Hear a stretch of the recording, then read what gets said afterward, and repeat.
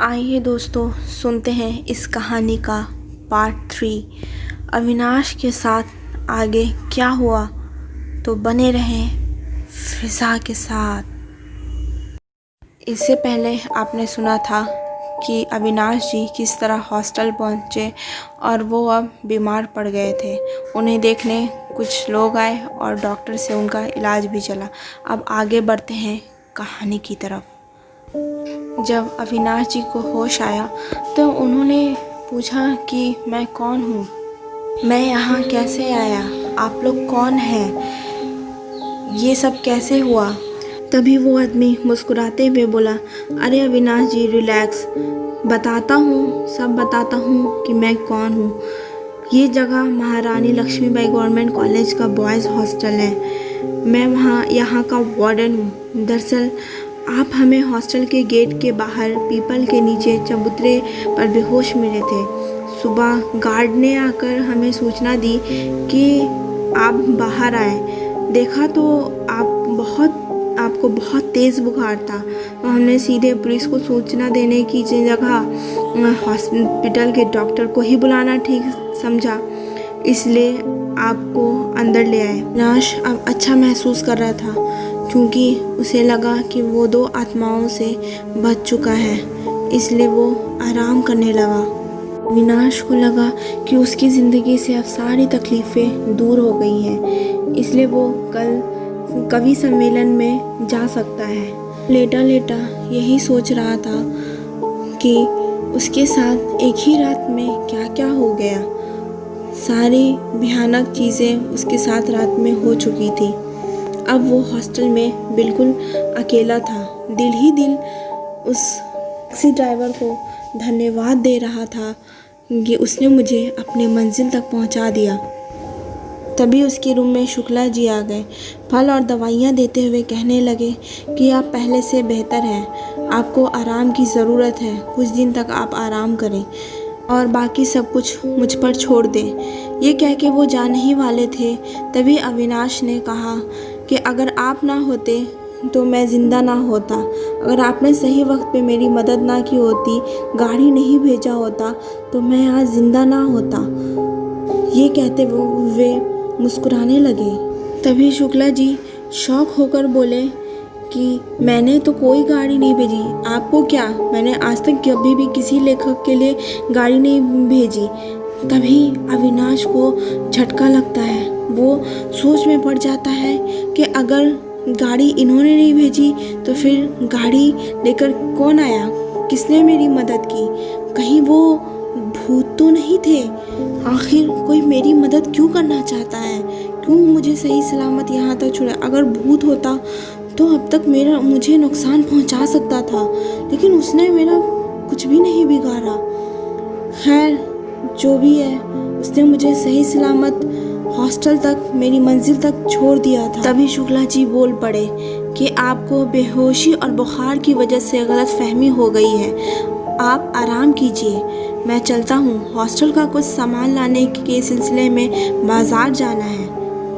अविनाश दिल ही दिल में सोचने लगता है कि वो टैक्सी ड्राइवर कौन था, उसने मुझसे झूठ क्यों बोला कि उसे भेजा गया है, किसने भेजा था उसे सब कुछ पता था मेरे बारे में कि मैं एक राइटर हूँ, लक्ष्मीबाई कॉलेज जाना चाहता हूँ, महाकाली का भक्त हूँ। इतना सब वो कैसे जानता था, वो भी कहीं आत्मा तो नहीं था। इस बात को नज़रअंदाज करते हुए अविनाश इतने में ही खुश था कि वो अब जिंदा है और सही सलामत अपने मंजिल पर पहुंच चुका है।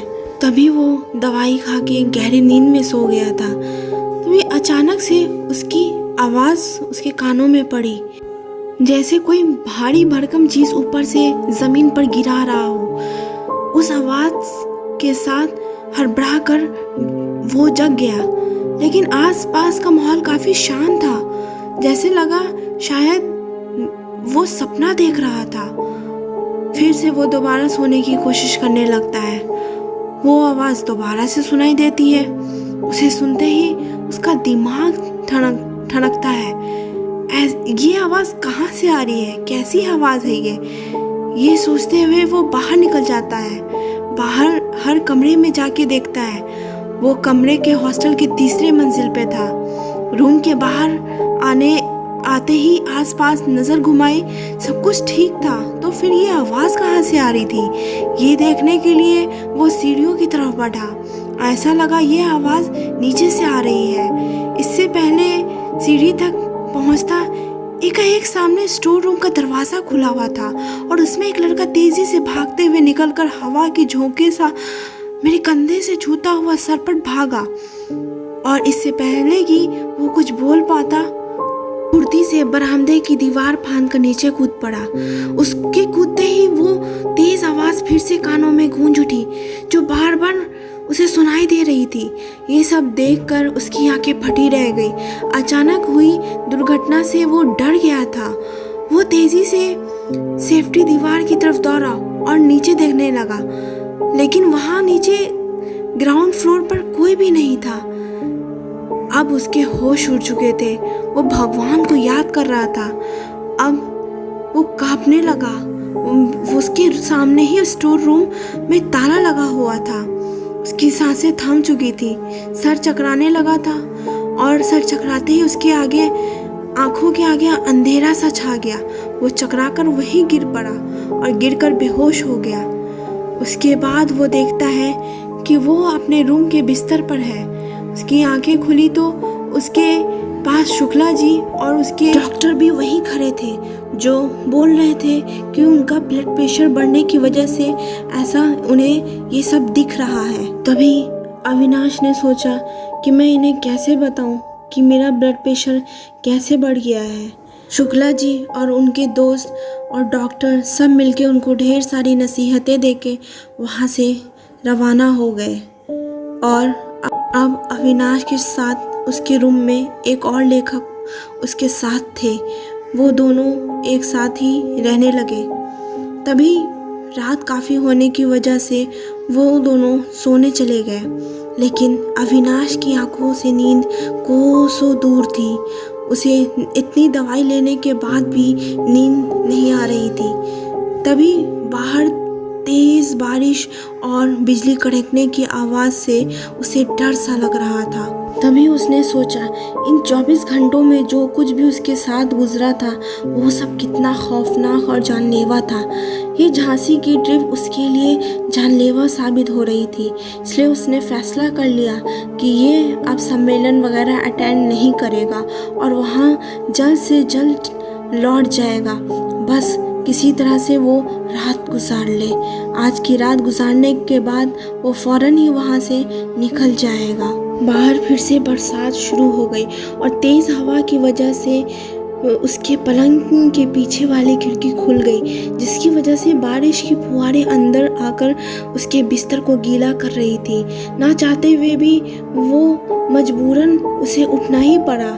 वो धीरे से डरते हुए अपने चेहरे से चादर हटाई और आसपास अपनी नज़रें दौड़ाई तो देखा कि कमरे में कोई नहीं है। उसके रूममेट भी आराम से नींद फरमा रहे थे और वही दोनों रात से उसकी नींदें हराम हो गई थी। बुखार और डर की वजह से पूरे बदन में कमज़ोरी लग रही थी, लेकिन फिर भी अविनाश ने हिम्मत करके अपने बिस्तर से उठकर खिड़की की तरफ बढ़ा। बाहर तेज़ बरसात हो रही थी, बिजली चमक रही थी और तेज़ हवाएं भी चल रही थी। इसी वजह से खुली हुई खिड़की के पल्ले आपस में टकराकर अलग सा डर भरा माहौल बना रहे थे। अविनाश बिना टाइम वेस्ट किए जल्दी से खिड़की बंद करके चिटकनी लगा दी और तुरंत अपने पलंग की तरफ चला गया। लेकिन इससे पहले ही अविनाश अपने बिस्तर तक पहुंचता, तेज़ हवा के साथ वो खिड़की फिर से खुल गई। उसकी आवाज़ सुनकर उसका दिल बैठ गया। आखिर चिटकने लगी खिड़की अपने आप कैसे खुल सकती है? पता नहीं अब क्या होने वाला है। ये सोचकर अविनाश का मन ही मन अपने किस्मत को कोसने लगा। ये सब उसके साथ क्या हो रहा था? आखिर खिड़की तो उसने बंद कर दी थी। इसलिए खुद को हिम्मत बांधते हुए जैसे तैसे फिर से पलटा और खिड़की की तरफ बढ़ा। बाहर हवा बहुत तेज़ थी और खिड़की के पल्ले मुश्किल से पकड़ पाया था। और इससे पहले कि वो उसे बंद करता। तेज गरजना और चमक के साथ बिजली कड़की, जिससे कि खिड़की का एक पल्ला फिर से उसके हाथ से छूट गया। उसको पकड़ने की जद्दोजहद में उसकी नज़र खिड़की के बाहर एक पीपल के पेड़ पर पड़ी, जहाँ वो सुबह शुक्ला जी को बेहोशी की हालत में मिला था। उस पेड़ के नीचे चबूतरे पर कोई खड़ा उसके ही कमरे की तरफ देख रहा था, लेकिन बिजली की एक चमक से उसका चेहरा नहीं दिख पाया था। उसने सोचा कि गार्ड होगा। ये सोचकर उसने ज़्यादा ध्यान नहीं दिया और खिड़की बंद करके वापस बिस्तर पर सोने चला गया। उसने अभी तक ठीक से चादर भी नहीं ओढ़ी थी कि तेज़ हवा के साथ वो खिड़की फिर से खुल गई। उसे ये बात ठीक नहीं लग रही थी। यूँ खिड़की का बार बार अपने आप खुल जाना पॉसिबल ही नहीं था। चाहे हवा कितनी भी तेज क्यों ना हो, लेकिन फिर भी चिटकने लगाकर बंद की हुई खिड़की अपने आप कैसे खुल सकती थी। डर के मारे हाथ पांव फूल गए थे। उसे समझ आ गया कि यह खिड़की का बार बार खुलना कोई मामूली बात नहीं है, या कुछ तो ज़रूर है। बाहर से बड़ी सी डरावनी आवाज़ आ रही थी। कुत्ते और बिल्लियों के ज़ोर ज़ोर से रोने की आवाज़ें आ रही थी, और भी अजीब से जानवरों के बोलने की आवाज़ें गूंज रही थी। चारों ओर सन्नाटा फैला हुआ था। इस सब के बीच भी उसके रूममेट अब भी आराम से गहरी नींद में सो रहे थे। उन्हें जगाकर खिड़की बंद करने की बात कहना भी सही नहीं था, लेकिन डर के मारे उसकी तो हिम्मत ही नहीं हो रही थी कि खिड़की के नज़दीक भी जाए। लेकिन उसके पल्ले आपस में टकराकर अलग ही डर का माहौल बना रहे थे। अब बारिश का पानी भी की वजह से उसका बिस्तर भी गीला हो रहा था। एक बार फिर हिम्मत जुटाकर उसने अपने पलंग से उठा और खिड़की की तरफ बढ़ा। वो जल्दी ही खिड़की बंद कर देना चाहता था, लेकिन इससे कि वो खिड़की बंद कर पाता, ठंडी हवा का एक तेज झोंका आकर उससे टकराया। ये इतना तेज हवा थी कि पल के लिए वो असंतुलित हो गया। फिर तुरंत अपने आप को संभाल कर वो खिड़की बंद करने की कोशिश में लग गया। तभी उसकी नज़र उस पेड़ पर पड़ी। अब भी उसके नीचे कोई खड़ा था। वो सोचा कि इतनी तेज बरसात में गार्ड उस पेड़ के नीचे अभी तक क्या कर रहा है। तभी एक बार बिजली की एक तेज चमक से उसे वहाँ का नज़ारा साफ नज़र आ गया। उस नज़ारे को देखकर उसकी सांसें थम गईं। उसका दिलो दिमाग सुन्न पड़ गया। वह उस पेड़ के नीचे गार्ड नहीं था, बल्कि वहीं दो लोग थे जो कल रात उसे सुनसान सड़क पर उसके पेड़ के नीचे मिले थे।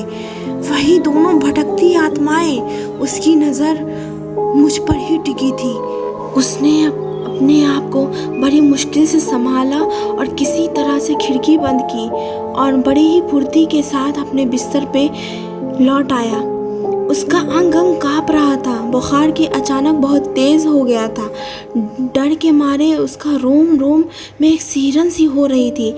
शरीर का तापमान भी बहुत बढ़ गया था। इतने ठंडे माहौल में भी अंगारे की तरह तप रहा था। पसीने छूट रहे थे। ऐसा लग रहा था कि वो अब शायद अब नहीं जी पाएगा। उस पर वो खिड़की खड़कती हुई फिर से खुल गई। ये आखिर खिड़की क्यों बार बार अपने आप खुल रही थी? उसकी हालत ख़राब हो गई थी। उसने खुद को पूरी तरह से चादर के अंदर समेट लिया ताकि उन प्रेतात्माओं का सामना करने से बच सके। उसने मन ही मन भगवान को याद किया और समझ चुका कि वो दोनों प्रेतात्माएं उसका पीछा करती हुई यहाँ तक पहुँची हैं। खून की प्यासी है वो प्रेतात्माओं को अब सिर्फ भगवान ही उससे बचा सकती हैं। खिड़की के खुले पल्ले को जोर जोर से आपस से टकरा कर अलग ही डर का माहौल पैदा कर रहे थे। बारिश का पानी उस पे पूरी तरह गीला कर रहा था, पर वो इन सब की परवाह ना किए बिना चुपचाप लाश की तरह अपने आप को चादर के कवर किया हुआ अपने बिस्तर पर पड़ा हुआ था। उसने चूड़ियों के खनखनाने और पायल के बजने की आवाज़ साफ सुनाई दे रही थी। साथ ही साथ तेज तेज कदमों के साथ किसी आदमी के चलने की बूटों की आवाज़ भी आ रही थी। उसने चादर के अंदर ही आंखें खोलकर देखा तो उसे कमरे में उन दोनों की मौजूदगी का एहसास हो गया। वो दोनों उसके ही बेड के चारों तरफ चक्कर लगा रहे थे। यह देख कर उसे तुरंत अपनी आंखें बंद कर ली और ज़ोर ज़ोर से मैं भगवान का पाठ जाप करने लगा। शायद ये भगवान ही का नाम था कि वो दोनों उसके करीब होते हुए भी उसे हाथ नहीं लगा सकते थे। ये सब लगभग आधे घंटे तक चला और वो लगातार लेटा ही भगवान का पाठ याद करता रहा। उसके बेड को घड़ी की सुई की तरह ज़ोर ज़ोर से चारों तरफ घुमाया, डरावनी आवाज़ें निकाली। कभी ऐसा लगता कोई ज़ोर ज़ोर से हंस रहा है तो कभी कोई ज़ोर ज़ोर से रोने लगता। कभी कुछ महसूस हो उसका चादर खींच रहा है और उसकी चादर को कोई पकड़कर हटा रहा है। तभी अविनाश चादर को और मजबूती से पकड़ लेता और भगवान का पाठ ज़ोर ज़ोर से ऊंची आवाज़ में लेना शुरू कर देता, जिससे प्रेत आत्माएं वहाँ से चली गई और एकाएक सब कुछ शांत हो गया। लेकिन अविनाश जानता था कि ये उसका सिर्फ छलावा हो सकता है, जो ही चुपचाप लेटा रहा और मन ही मन मंत्र जाप करता रहा। खिड़की खुली होने की वजह से अब भी लगातार खड़खड़ा रही थी। अंदर पानी भी आ रहा था, लेकिन उसने उस सब की कोई परवाह नहीं, बस लाश की तरह पड़ा रहा। उन दोनों ने उसे उठाने के लिए सब कुछ किया। थोड़ी देर बाद उसे अपने कमरे से फिर से हलचल महसूस हुई। उसने अपनी चादर को हल्का सा हटाकर देखने की कोशिश की। उसने देखा खिड़की की तेज़ आवाज़ से परेशान होकर उसका रूममेट की नींद खुल चुकी थी। तभी उसका रूममेट सोच में पड़ गया कि इतनी बारिश में खिड़की खुली है और ये आदमी ऐसे ही सोया हुआ है, ये कैसे हो सकता है। वो आश्चर्य से उसे देखने लगा। तभी अविनाश ने सोचा, उसे क्या पता चादर के अंदर मैं जागा हुआ था। मैं अब तक जो कुछ भुगता था इस बात का वो अंदाज़ा भी नहीं लगा सकता है। इस तरह सोता देख वो अंदाज से में उठा और खड़खड़ाती खिड़की की तरफ बढ़ा।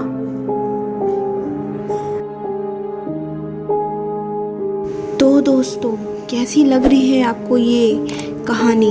तो प्लीज़ मुझे कमेंट करके ज़रूर बताएं कि ये कहानी आपको कैसी लग रही है। मैं इसका नेक्स्ट पार्ट 4 भी लाऊंगी। तब तक के लिए आप बने रहें मिस फिज़ा के साथ। मुझे इंस्टा पे भी फॉलो कर सकते हैं और फेसबुक पे भी, जिसका लिंक मैं डिस्क्रिप्शन बॉक्स में दे दूँगी। तो बने रहें मिस फिज़ा के साथ।